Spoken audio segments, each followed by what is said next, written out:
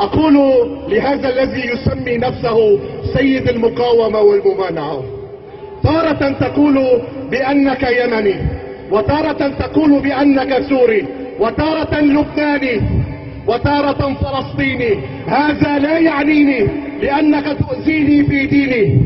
ها هو الجولان في قبضة اليهود، والمقاومة الإيرانية اجتازت الحدود.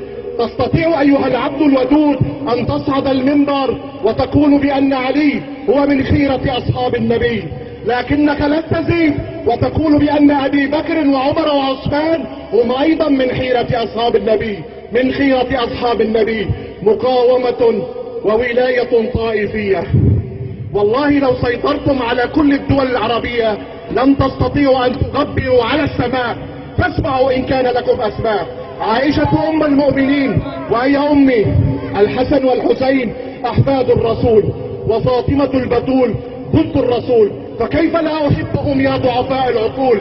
هذا ديني وهذا شرح يطول، وصلاتي لا تصح إلا بالصلاة على الرسول وعلى آل بيت الرسول. اسمعوا، هل من الدين شتم الأولياء الصالحين؟ اسمعوا يا من تشتمون عمر، يا ديول الفرس وأنساب البقر، هل قرأتم التاريخ عن عمر؟ هل تعلمون من عمر؟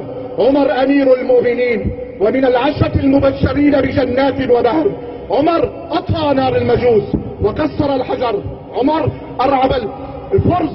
عمر وكبركان لنصرة دين الله قد انفجر. عمر وكم من معركة قادها وانتصر. عمر نادى من المدينة صوتا يا ساري الجبل موقنا بالله وبالقدر. عمر نزلت آيات الله لتوافقه. عمر أرعب الشيطان وأبقاه في خطر. وبالعدل أمر، وبالجهاد وللجهاد نفر، وبالجنة مع الحبيب ظفر. فوالله ثم والله مهما شتمتم وتسافهتم وتآمرتم لن تستطيعوا أن تجلبوا لنعله الضرر، وسيبقى قاهركم وبجوار النبي إلى اليوم المنتظر، ليوم تنشق الأرض عن أشرف البشر وبجانبه أبي بكر وعمر.